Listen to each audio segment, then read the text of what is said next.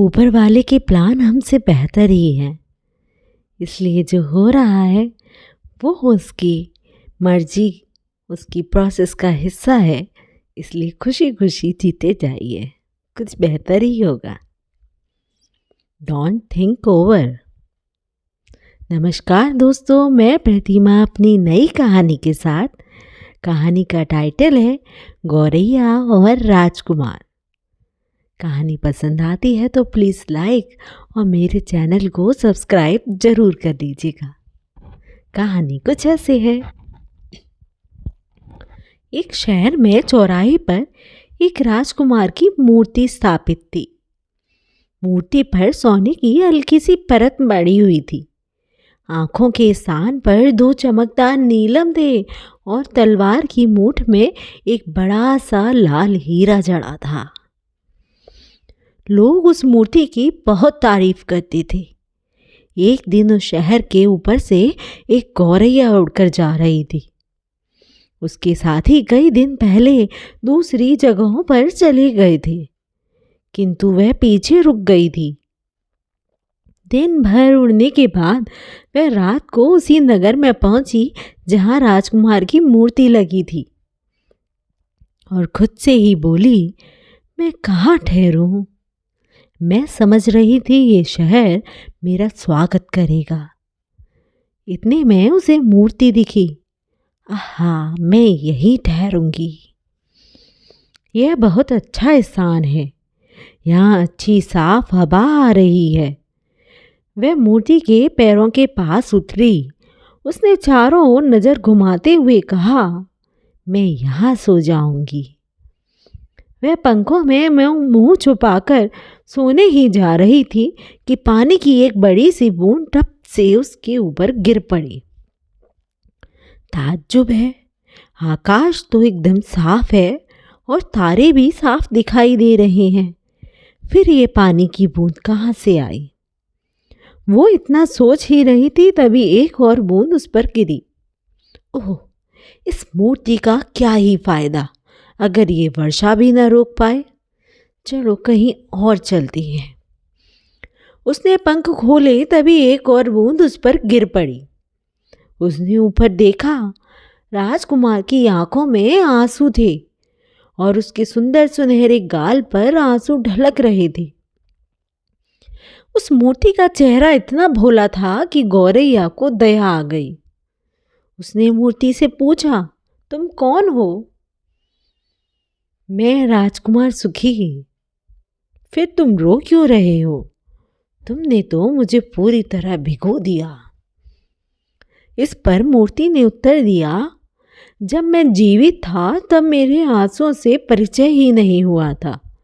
मैं महल में रहता था, दिन रात भोगों में ही लगा रहता था। मेरे चारों ओर इतना सौंदर्य था कि मैंने कभी बाहर देखने की कोशिश ही नहीं की। अब जब मैं मर गया हूँ तो मुझे महल से निकाल इतने ऊंचे पर स्थापित कर दिया है कि मैं संसार की सारी कुरूपता को देख सकता हूँ। मेरे ही नगर में इतना दुख है कि मेरा हृदय फटा जा रहा है। मूर्ति आगे भी कहती रही।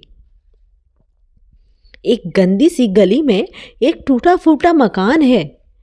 वहां महिला रानी की अंगरक्षिका के कपड़े तैयार कर रही है। एक कोने में उसका बच्चा बीमार है, उसे बुखार है और वह फल मांग रहा है। गौरैया, नन्ही गौरैया, क्या तुम मेरी तलवार से लाल रत्न निकाल कर उसे दे आओगी? मेरे पैर यहाँ जड़े हैं, मैं चल नहीं सकता। मगर मुझे जाना है, मेरे साथी मेरी प्रतीक्षा कर रहे हैं। गौरैया ने जवाब दिया। गौरैया, सिर्फ आज रात तुम मेरा काम कर दो। वो बच्चा प्यासा है और उदास भी है। ओह, मुझे बच्चे जरा भी पसंद नहीं हैं। बच्चे अक्सर मुझे आकर पत्थर मारते हैं, जो कि मेरे लिए बड़ा ही अपमानजनक है। मगर राजकुमार इतना उदास हो गया कि गौरैया को दया आ गई। कोई बात नहीं, आज मैं तुम्हारा काम कर दूंगी। धन्यवाद गौरैया। गौरैया ने तलवार से लाल हीरा निकाला और उसे चोंच में दबाकर उड़ चली। गौरैया उस टूटे फूटे मकान के समीप पहुंची। भीतर झांका। बच्चा बुखार से तड़प रहा था। वह फुदक कर भीतर पहुंची और महिला के पास हीरा रख दिया। बच्चे की मां थककर सो गई थी, तो गौरैया बच्चे के सिरहाने उड़कर पंखों से हवा करने लगी। इससे बच्चे को अच्छा लगने लगा और वह सो गया। गौरैया उड़कर वापस राजकुमार के पास आ गई और बोली, इतनी ठंड है आज, पर मुझे जरा भी ठंड नहीं लग रही। तो राजकुमार ने कहा, इसलिए कि तुमने आज एक भलाई की है गौरैया। वो कुछ सोचने लगी और उसे नींद आ गई। अगली सुबह वह नदी पर गई और नहाई। आकर राजकुमार से बोली, आज रात मैं अपने साथियों के पास चली जाऊंगी। राजकुमार ने कहा, नन्ही गौरैया, क्या आज रात और रुक सकती हो? शहर में एक दूर कोठरी में मुझे एक कलाकार दिखाई दे रहा है। वह रंगमंच के लिए नाटक लिख रहा है, मगर ठंड के कारण उसकी उंगलियां ही नहीं चल रही। अंगीठी में एक भी कोयला नहीं है। प्यारी गौरैया, दुख से बड़ा कोई रहस्य नहीं है। जाओ, मेरे नगर को देखकर बताओ वहां क्या क्या हो रहा है। गौरैया शहर पर उड़ने लगी। उसने देखा, अमीर अपने महलों में रंगरलियां मना रहे हैं और गरीब हाथ फैलाए भीख मांग रहे हैं। कुछ बच्चे ठंड की वजह से पुल के पास सिकुड़े हुए बैठे हैं।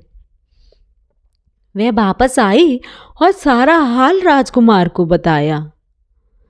राजकुमार ने कहा, मैं सोने से मड़ा हूं। जाओ, ये सोने की परत मेरी गरीब प्रजा में बांट दो। गौरैया ने ऐसा ही किया। अंत में राजकुमार मटमैला और गंदा सा दिखने लगा। गौरैया वहीं रहने लगी। मौसम बदला, ओले गिरने लगे और फिर पाला पड़ने लगा। बेचारी गौरैया ठंड से कड़ने लगी। उसमें सिर्फ इतनी शक्ति थी कि राजकुमार ने कंधे तक एक बार उड़ सके। उसने राजकुमार को अलविदा कहा और वहीं प्राण छोड़ दिए।